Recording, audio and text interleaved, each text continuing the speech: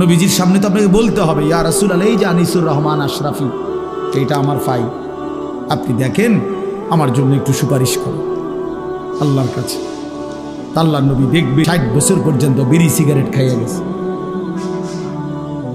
30 বছর 60 বছর বয়স, কোনোদিন গালি ছাড়া কথা বলে নাই। ছেলেটা বেনামাজি, মেয়েটা বেপর্দা, স্ত্রী বেপর্দা, মৃত্যু পর্যন্ত আমার উম্মতের ঘরে প্রতিদিন রঙিন টেলিভিশনে নাচ গান নর্তকীর ছবি চলছে। তার ছেলে মেয়ে নাতি নাতনি বসে নাচ গান নাটক সিনেমা দেখে গেছে। হালাল রোজগার বলতে কিছু নাই, 1000 পৃষ্ঠা উল্টাইও ফজরের নামাজ বলতে কিছু নাই।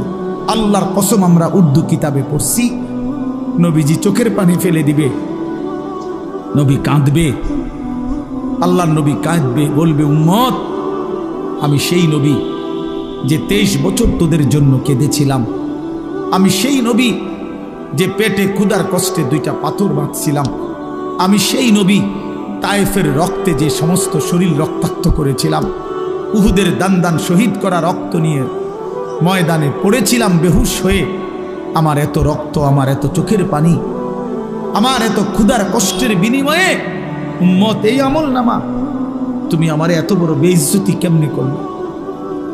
আমি কেমনে আমার আল্লাহর সামনে এটা দেখাবো যে আয় মাওলা, এটা শ্রেষ্ঠ নবীর শ্রেষ্ঠ উম্মতের আমল নামা।